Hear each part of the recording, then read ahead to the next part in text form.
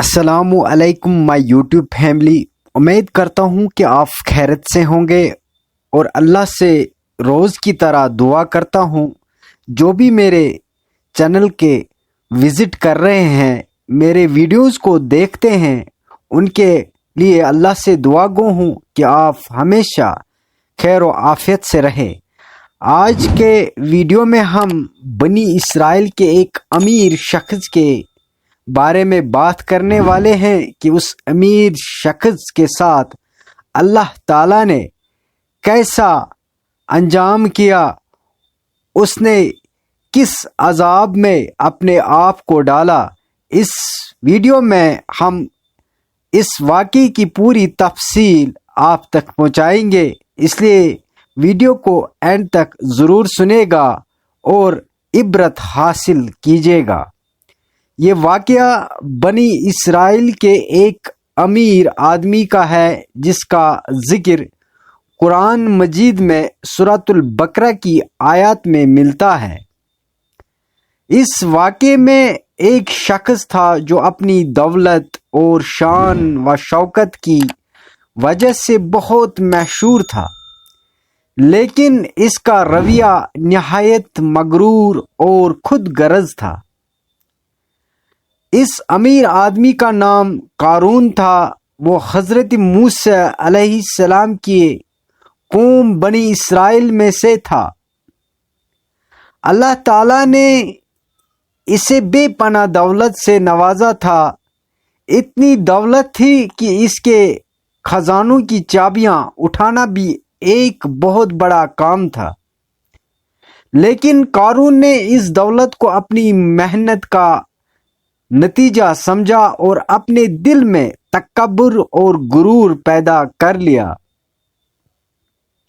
ایک دن قوم کے لوگوں نے اسے نصیحت کی کہ وہ اپنے مال کو اللہ کی راہ میں خرچ کرے اور غریبوں کی مدد کرے، لیکن قارون نے ان کی بات کو حقارت سے رد کر دیا اور کہا کہ یہ ساری دولت اس کی اپنی عقل اور قابلیت کا نتیجہ ہے، اس میں اللہ کا کوئی دخل نہیں ہے۔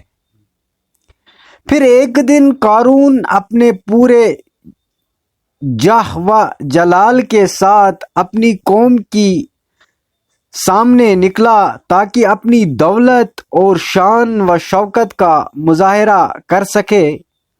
لوگوں نے جب اس کی شان و شوکت دیکھی تو کچھ لوگوں نے اس کے مال و دولت کو دیکھ کر حسرت کرنے لگے اور کہنے لگے، کاش ہمیں بھی ایسی دولت ملتی جیسے قارون کو ملی ہے۔ لیکن ایمان والے لوگ اس موقع پر کہنے لگے، اللہ کا شکر ادا کرو، دنیاوی مال و دولت کوئی معیار نہیں، بلکہ اصل کامیابی آخرت کی کامیابی ہے۔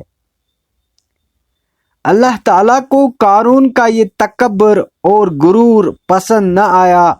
اللہ نے زمین کو حکم دیا اور زمین نے قارون اور اس کا سارا خزانہ نگل لیا۔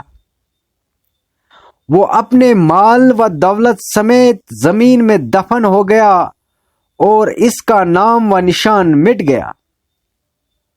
اس واقعے سے لوگوں کو یہ سبق ملا کہ دنیاوی مال و دولت پر غرور کرنا انسان کو ہلاکت میں ڈال سکتا ہے، اور اصل کامیابی اللہ کی رضا اور آخرت کی تیاری میں ہے۔